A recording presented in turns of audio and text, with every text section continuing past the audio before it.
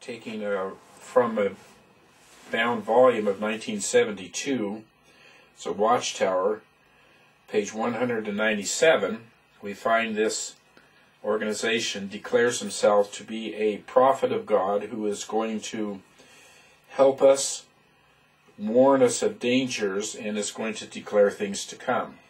On the other column of this article, it says, this prophet is not one man, it is a body of men and women. It was known as International Bible Students, and today they are known as Jehovah's Christian Witnesses. It goes on to say that this prophet group is going to be commissioned. And of course, God is the one that does the commissioning.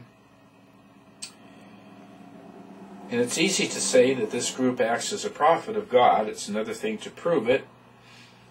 And this Watchtower article tells us that there is a way that we can prove that this group is really the true prophet of God. The way to prove it is to review the record. So that's what we're going to do. We're going to review the record of this prophet, this organization that claims to be a prophet. There are many times that this group has declared Armageddon to happen. We'll pick 3 or so of the more interesting ones. I'm reading from a book called Millions Now Living Will Never Die.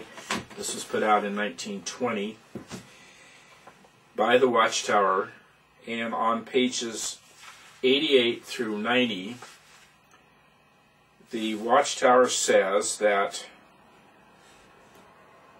we may confidently expect that 1925 will mark the return of Abraham, Isaac, Jacob, and the faithful prophets of old, particularly those named by the apostle in Hebrews chapter 11, to the condition of human perfection. So, here we have in 1920 a organization, the Watchtower, claiming that the Old Testament prophets or princes, Abraham, Isaac, Jacob, Daniel, and so on, were going to be back on earth.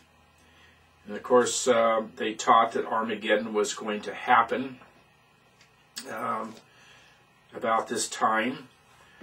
1925 is the exact time that they predicted. Well, when Armageddon, or excuse me, when the prophets didn't show up in 1925, the Watchtower said, well, we do know that for sure they are going to be here, and so they're going to have a place to live.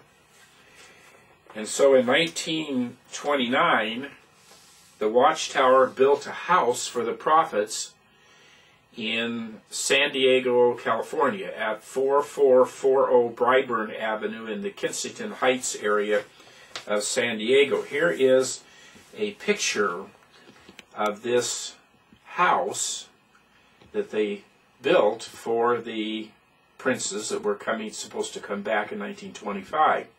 They built the house in 1929, 1930, in the winter of those 2 years. The house was known as Beth Serene, House of Princes. I'm taking this from a Watchtower publication called The Messenger. It's a report of convention. And this is for the year 1931. So the house had already been built, and we have many pictures of this house in here, and it talks about why the house was built. Here's Beth Serene, much talked about house in San Diego, the House of the Princes. When the princes didn't show up as they were supposed to, Judge Rutherford, the second president of the Watchtower Society, moved into the house. It became a summer residence for him. Well, these princes never did show up. So that takes care of millions now living will never die. So now we come to the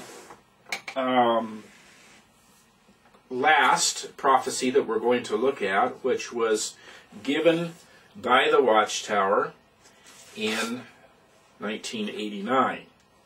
I have here a January 1st, 1989 issue of the Watchtower. And this is what we refer to as the single issue. This came out, of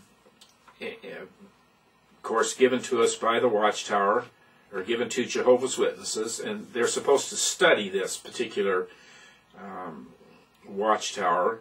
And then at the end of the year, the Watchtower takes all of their single issues and they bind them up together in the bound volume, which contains 24 issues of the Watchtower for that particular year. So we're looking at the single issue of the Watchtower of January 1st, 1989. And I'm turning to page 12, and I'm going to read 3 sentences here. This is coming from the Faithful and Discreet Slave class, coming from the Watchtower, God's prophet, God's chosen prophet. The Watchtower says that Paul, the Apostle Paul, was spearheading the Christian missionary activity. He was also laying a foundation for a work that would be completed in our 20th century. So the Christian missionary work that Paul started in the 1st century was going to be completed in our 20th century. Well, what's the last date in the 20th century? December, how many days in December? 31. December 31 at midnight of 1999 would be the end of the 20th century. Then, of course, we begin the 21st century. So here is a prophecy that the missionary activity is going to be completed by the end of 1999. And we know that all Jehovah's Witnesses believe that when the work is completed, then Armageddon comes, and then, of course, after that, the paradise earth is restored. Well, the interesting thing about this issue is that when the Watchtower brought out their bound volume, which is, of course, all the Watchtowers for that year bound together, here's what they had to say about that very subject that we were talking about. In exactly the same place that we read from the single issue, this one says that the Apostle Paul was spearheading the Christian missionary activity. So far we're okay. But then they go on to say he was also laying a foundation for a work that would be completed in our day. So they've changed the words. The single issue said it would be completed in our 20th century. This one says it would be completed in our day. In other words, the Watchtower made a prediction, and when they saw that the prediction was not going to come to pass, they changed the words in order to get out of the mess that they were in. According to Deuteronomy 18, we are to not be afraid of a false prophet.